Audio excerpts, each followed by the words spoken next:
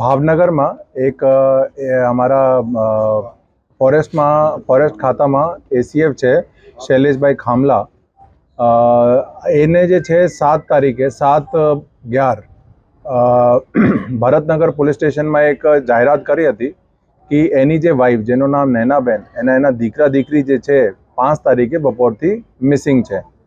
આ લોકો જે છે એના પરિવાર મેઇન સુરતમાં રહેતા હતા. અહીંયા જે છે રજાના દિવસોમાં અહીંયા એના સાથે રહેવા માટે આવ્યા હતા અને 5 તારીખના બપોરથી ગાયબ હતા. જ્યારે એ જાનવરજોગ દાખલ થઈ એના પછી જે છે અમે લોકોએ અમારી જુદા જુદા ટીમો બનાવીને પરિવારને શોધખોળ માટે અમારી ટીમો જે છે ટ્રાય કરતી હતી.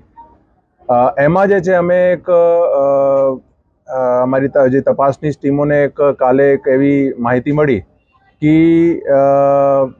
જે દિવસે એ લોકો મિસિંગ થયા, જેની જાહેરાત કરી 5 તારીખ, એના આજુબાજુમાં જે છે જે ફોરેસ્ટ કોલોનીમાં જે એનો ક્વાર્ટર છે એના બગલમાં એને એક ખોદકામ કરાવ્યું હતું અને અહીંયા કોઈ એક શંકાસ્પદ એક્ટિવિટી થઈ હતી.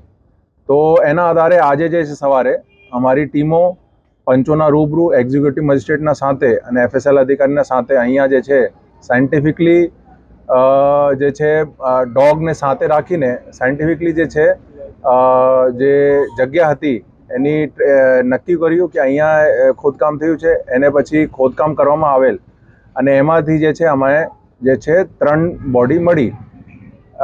આ જે બોડી છે એના નૈનાબેન અને એના દીકરા દીકરીની છે અને એને પછી એના પરિવાર દ્વારા શોધ જે છે આઈડેન્ટિફાય કરવામાં આવેલ કે આ 3 એની બોડી છે. પછી આગળની જે છે એફએસએલની પ્રોસેસ, ઇન્ક્વેસ્ટની પ્રોસેસ કરવામાં આવેલ અને હાલ જે છે 3ની પીએમ જે છે પેનલ પીએમ ચાલુ છે. આ અત્યારે બધું તપાસનો વિષય છે. એ પ્રાથમિક માહિતી છે. કોઝ ઓફ ડેથ શું છે, કેવી રીતે આ લોકોની ડેથ થઈ અને કોણ એમાં ઇન્વોલ્વ છે, આ બધું જે છે હાલ અત્યારે એમાં તપાસ ચાલુ છે. એવું કહી શકાય કે એના પતિ પણ શંકાના દાયરામાં છે? હા, પતિ અત્યારે શંકાના દાયરામાં છે અને જે આગળની જે પણ જે બધું જે ક્રાઇમ જે છે કેવી રીતે થયું એ અત્યારે તપાસ કરવામાં આવશે અને એમાં પછી અત્યારે તપાસનો વિષય છે.